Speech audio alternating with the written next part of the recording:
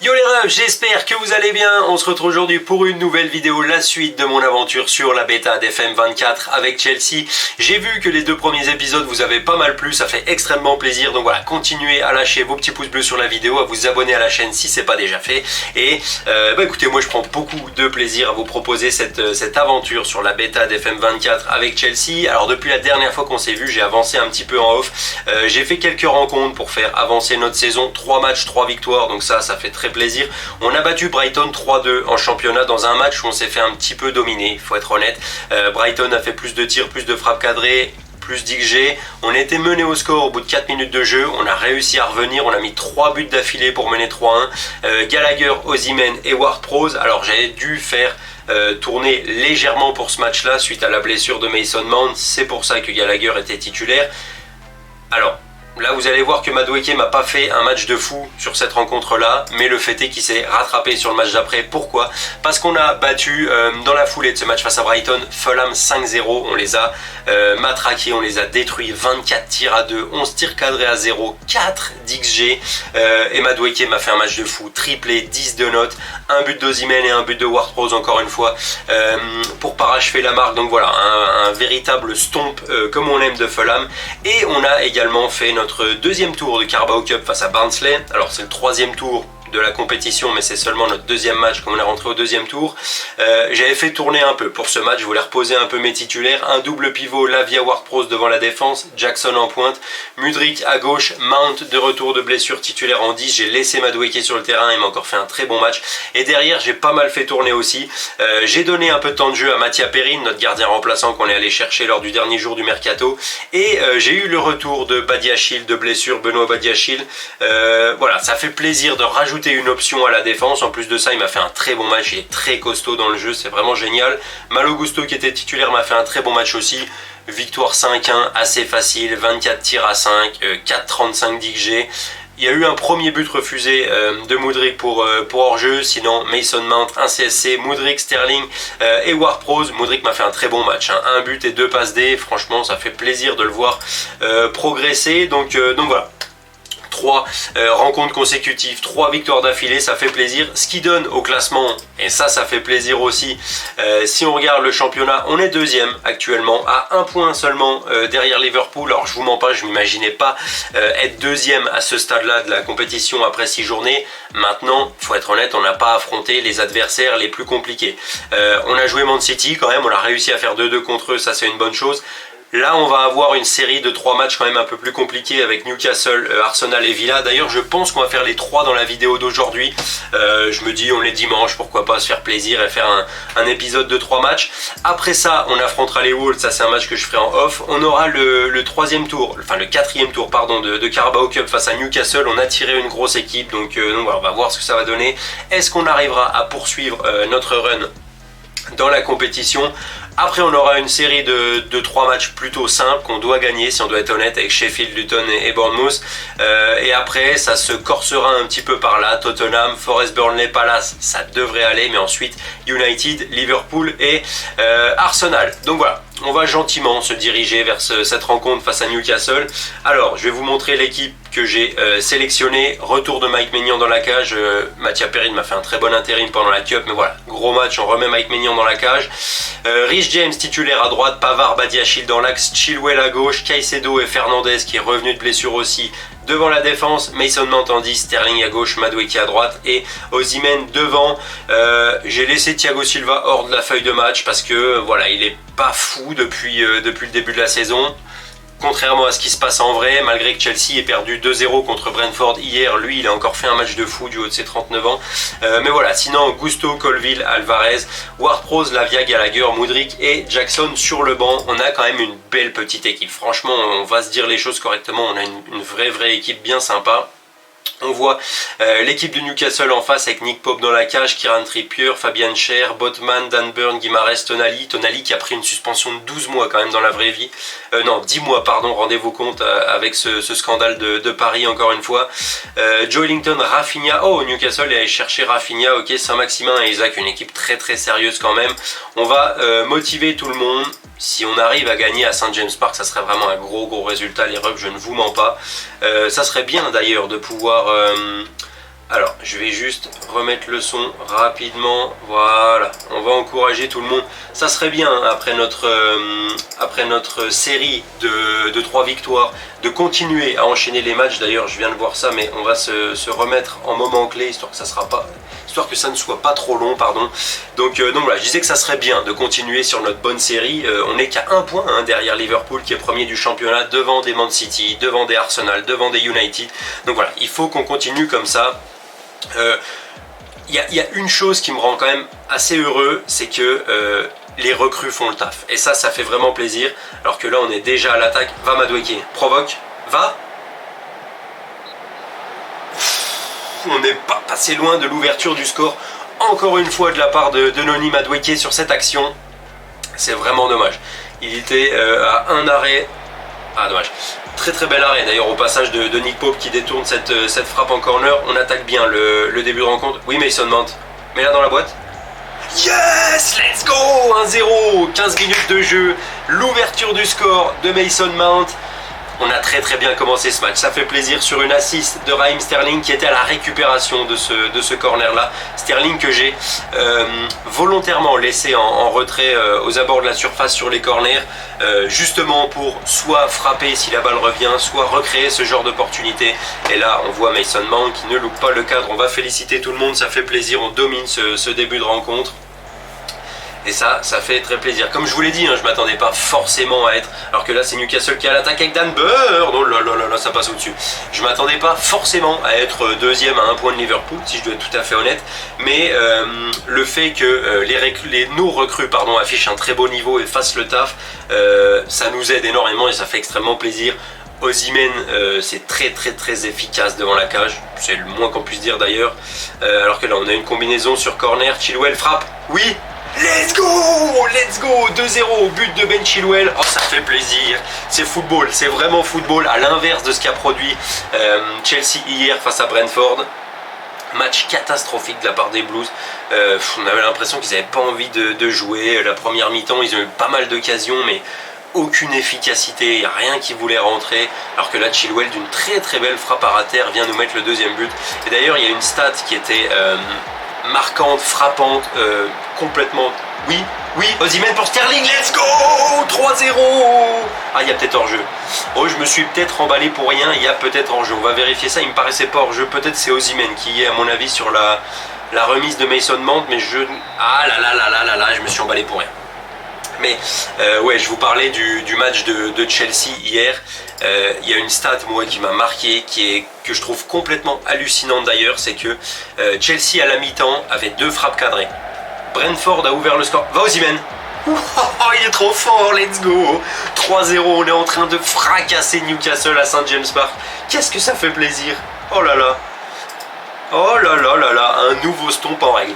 Ouais, alors... Étant donné qu'on est tranquille sur ce match-là, je peux développer un peu. Il y a une stat moi qui m'a frappé hier dans le match de Chelsea. 2 frappes cadrées à la mi-temps, c'est déjà pas ouf pour une équipe qui avait autant d'occasions.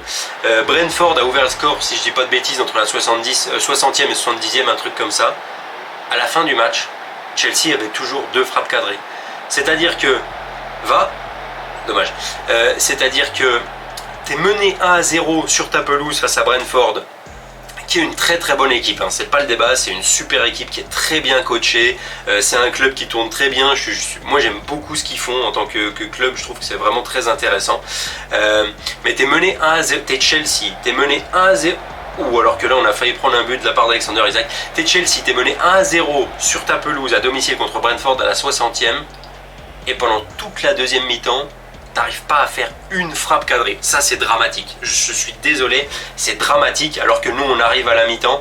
Alors vous voyez que c'est assez équilibré, hein, 8 frappes partout. Bon, par contre on a 6 tirs cadrés, ils en ont 2, mais on mène 3-0. Alors mener 3-0 quand t'as un 17 d'XG, ça montre une réussite plus hein, et une efficacité assez énorme, mais ça fait plaisir. On va continuer, on va espérer continuer à marquer, si on peut soigner le goal average dès maintenant, hein. Peut-être qu'on en aura besoin par la suite à la fin du championnat, donc voilà. En tout cas ça fait plaisir, on rentre bien dans ce championnat, on rentre bien dans cette saison. Comme je vous l'ai dit, je m'attendais pas à être aussi bien classé d'ailleurs après seulement 7 rencontres, enfin 7 après celle-là.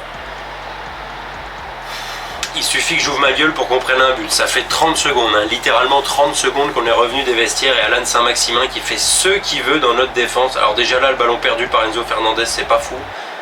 Et là, il n'y a personne qui monte dessus. Rhys James est en retard, Pavard il est en vacances, Maignan il est à la rue. Super. J'étais en train de chanter les louanges de tout le monde et on prend un but absolument évitable. Bon, c'est pas, il y a toujours 3-1. On va potentiellement devoir faire tourner, hein, parce que vous voyez qu'on a déjà pas mal de joueurs qui sont fatigués. Le fait est qu'on joue avec une tactique qui est très énergivore, hein, ce 4-2-3-1. Alors, j'ai pas... oui, Madueke pour Enzo, pour Osimhen là. Oh, frappe Osimhen. Ah, let's go. Le quatrième.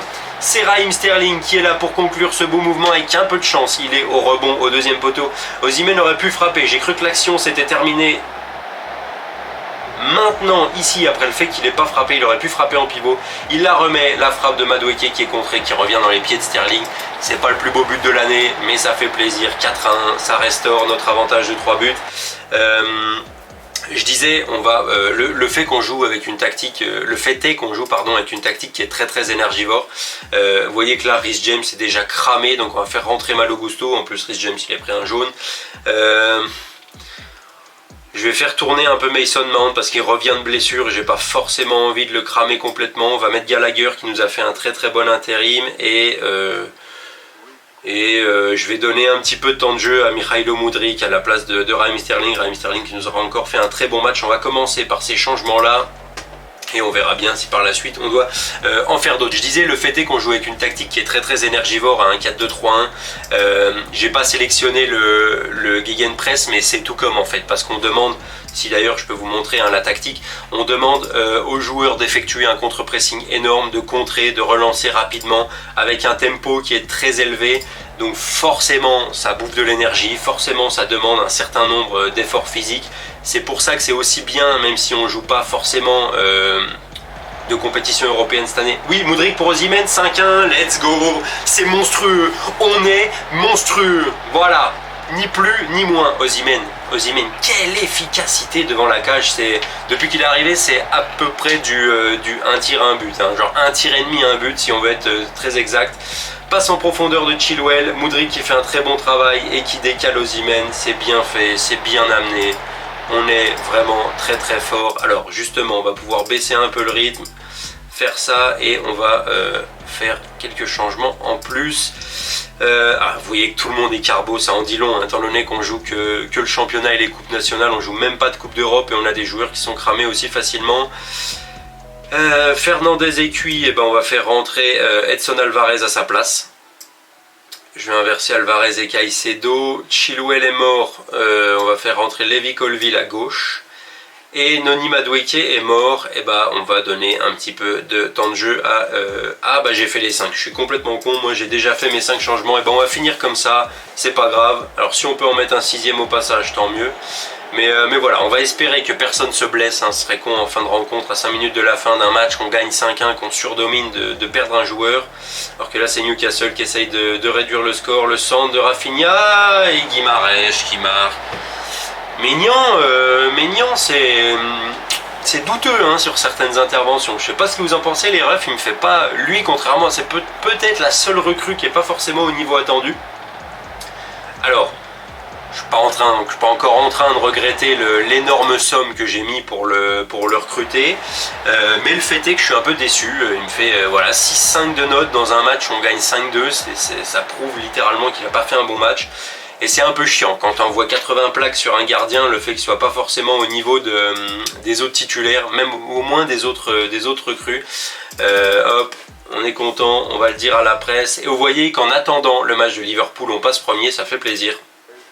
Ça fait très plaisir. Alors ce qu'on va faire, c'est qu'on va mettre un petit jour de repos à tout le monde. Pourquoi? Parce qu'ils l'ont bien mérité. Entraînement, repos, un jour, tac, c'est parti, on va faire ça. Et on va se diriger gentiment vers la prochaine rencontre. On va féliciter Osimhen au passage. On va se diriger vers la prochaine rencontre où on ira, on recevra Arsenal à domicile. C'est peut-être le seul match de la save où si on gagne pas, je serais content pour être honnête. Arsenal qui a fracassé Sheffield hier encore. Alors là maintenant, pendant pendant 2 minutes, je ne suis plus le coach de Chelsea, je redeviens juste le fada d'Arsenal, ça fait plaisir. Après une petite période où on n'était pas forcément au top, si on doit être tout à fait honnête, hein, que ce soit dans le jeu ou même dans les résultats. On a gagné en Ligue des Champions dans la semaine à Séville, c'est un bon résultat. On avait fait un nul catastrophique face à Chelsea en Première Ligue 3 jours avant, pardon. Quand je dis un nul catastrophique, c'était vraiment un nul catastrophique, c'est-à-dire que le fait qu'on fasse 2-2 est uniquement dû au fait que Chelsea sait pas tenir un score et que Chelsea n'est pas très bon dans la vraie vie. Alors que là, on a Conor Gallagher qui va venir nous les briser pour un nouveau contrat. Est-ce que c'est ça? Oui, mon client est mécontent parce qu'il souhaite un nouveau contrat. C'est un bon joueur quand même.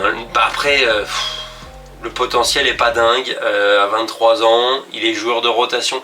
Alors, en fait, c'est ça. C'est un bon joueur de rotation à avoir. Est-ce que j'ai envie... On va parler avec lui, on va voir ce qu'il voudrait. J'estime que je mérite un nouveau contrat. On va dire, je lui donne ma parole qu'on va en discuter à la fin de saison. Je ne devrais pas attendre aussi longtemps. Ouais, mais je ne changerai pas d'avis. Je suis désolé, je ne changerai pas d'avis. Je ne peux pas commencer à distribuer des contrats comme ça à tout va dès qu'il y en a un qui demande, parce que sinon tout le monde va venir demander.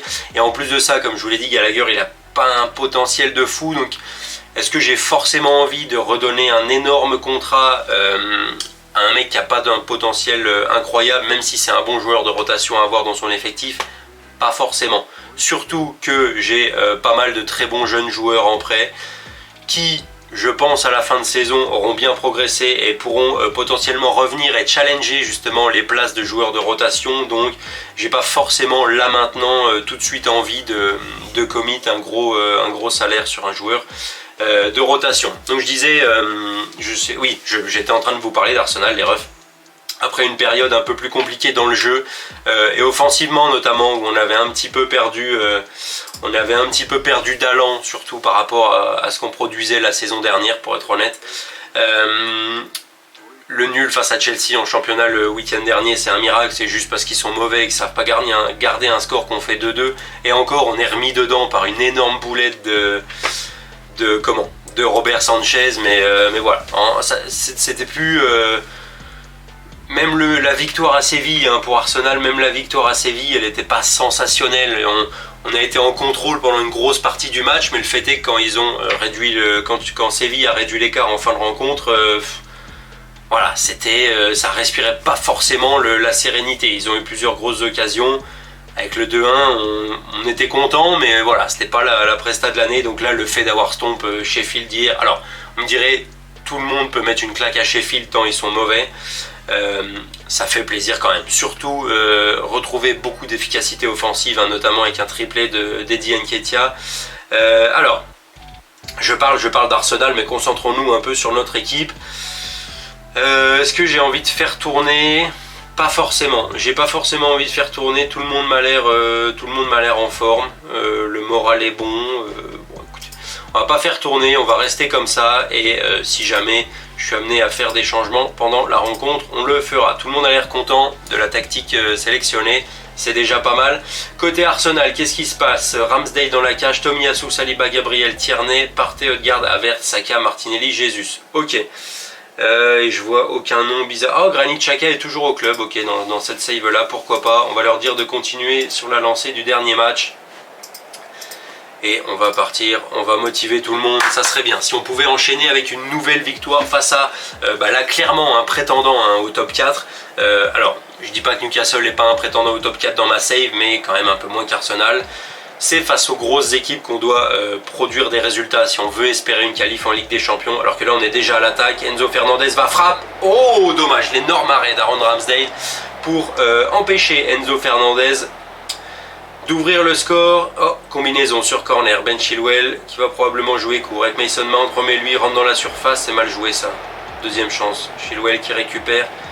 Non, faut aller de l'avant, c'est mal joué ça. C'est dommage, c'est dommage. Les combinaisons sur corner qui sont très efficaces par moment et aussi un petit peu incompréhensibles à d'autres moments. Donc voilà, sinon je voulais vous parler d'une chose les refs, n'hésitez pas, alors déjà continuez à me dire en commentaire ce que vous pensez de l'équipe, des progrès de l'équipe. des joueurs que vous aimeriez voir jouer, s'il y en a certains que vous aimeriez voir sur le terrain. Je voulais vous parler d'une chose, moi c'était de la sanction. Oh, alors que là on est à la récupération, Madueke, frappe, let's go, non, oh là là là là, comment il a pu louper ça? Oh, comment il a pu louper ça? Il met des bangers à tous les matchs et là il était tout seul à 3 mètres de la cage et il tire à côté. Ah, c'est extrêmement dommage. Je suis déception sur cette action où on aurait dû clairement ouvrir le score. Oui, je disais les refs, je voulais vous parler de la sanction à l'encontre de Sandro Tonali qui a écopé d'une suspension de 10 mois suite à l'affaire des paris illégaux. Va Madueke. Oui. Il est monstrueux! Noni Madueke est monstrueux, mesdames et messieurs. C'est le meilleur joueur du jeu. Je ne veux rien savoir. Vous savez quoi? Je vais le DM après l'épisode et je vais lui dire qu'il est absolument monstrueux. Non, en vrai, regardez-moi ça. Il a besoin de personne. Il a besoin de personne. C'est le GOAT. C'est le GOAT de la save. Voilà, c'est notre... Il est encore très très jeune, hein, d'ailleurs, Noni Madueke. Il a encore un très gros potentiel. Si on peut faire plusieurs saisons, j'espère qu'il continuera à ce niveau-là. Oui, j'étais en train de vous parler de la suspension de Sandro Tonali, les refs, qui a écopé de 10 mois de suspension pour avoir placé des paris sur les matchs du Milan pendant qu'il était joueur du Milan. Alors, je réfute pas le fait qu'il y ait crime, si on peut appeler ça comme ça, c'est pas le mot que je voulais employer, mais qu'il y a un délit. Enfin, il a fauté, il doit... Qu'est-ce qu'ils font à Arsenal? Ils font n'importe quoi. Il a fauté, il doit être sanctionné, c'est pas le problème. Moi, ce qui me dérange un peu dans toute cette histoire, tout ce tabou autour des paris sportifs, c'est qu'il y a une certaine hypocrisie, je trouve, de la part des...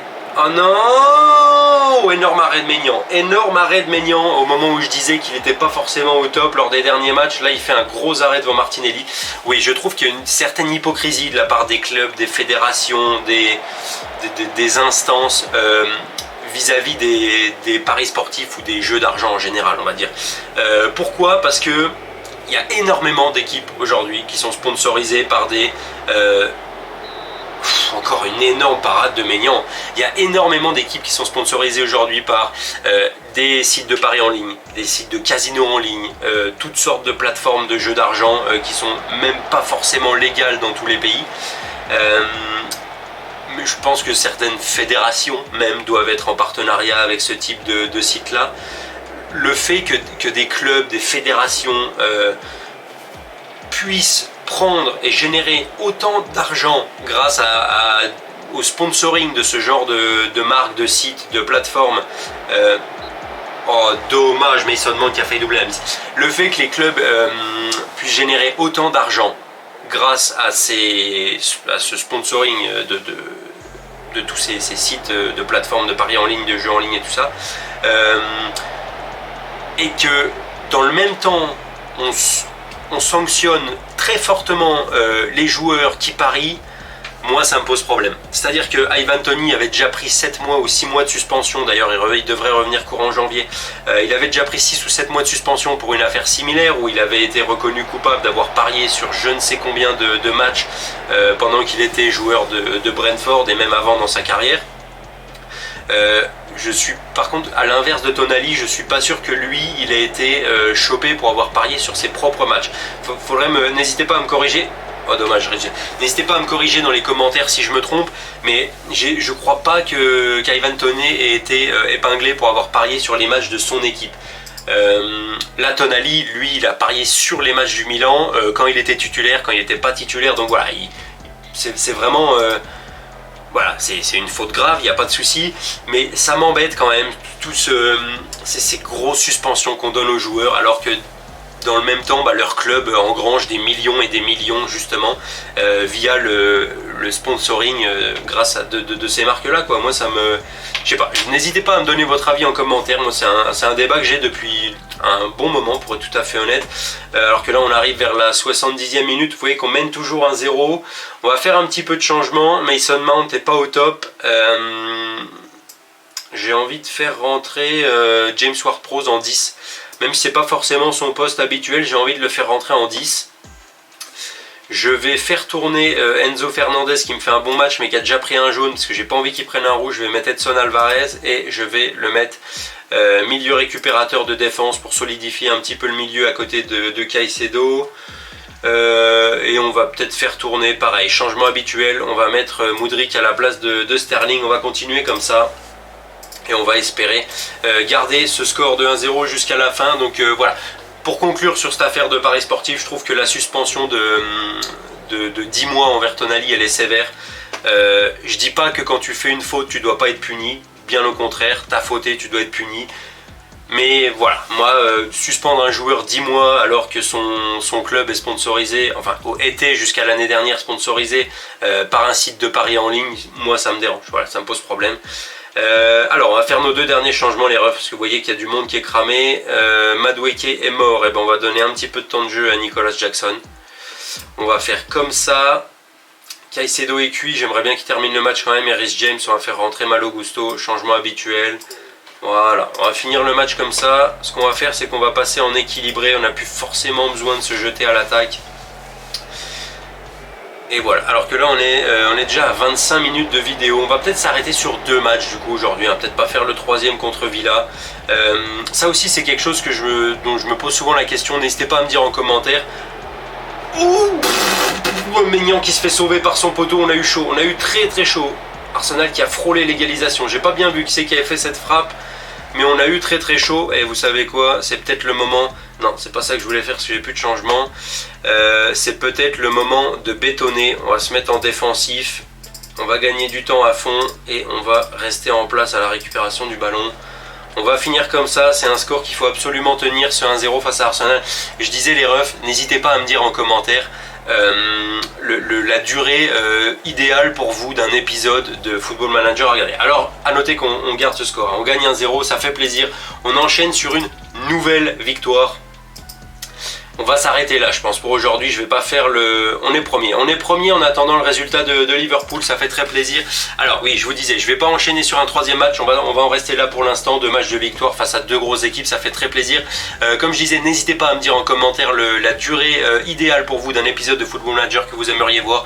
Est-ce que c'est plus aux alentours des 20-25 minutes ou est-ce que c'est un peu plus de 30-35 minutes? Je me pose souvent la question, c'est d'ailleurs pour ça que j'hésite parfois à faire des épisodes trop longs avec 4-5 matchs. Donc voilà, dites-moi ça en commentaire. Petit résumé de la session du jour, 2 matchs de victoire. On a fracassé Newcastle, on a battu Arsenal dans un match équilibré. Ça fait plaisir, on est premier du classement, les refs. Rien que pour ça, n'hésitez pas à lâcher un énorme pouce bleu, c'est gratuit, ça soutient énormément et ça aide. Pour l'algorithme, n'hésitez pas à vous abonner à la chaîne si ce n'est pas déjà fait. Et en attendant qu'on se retrouve demain pour la suite de cette aventure sur FM24 avec Chelsea, je vous dis prenez soin de vous et à la prochaine.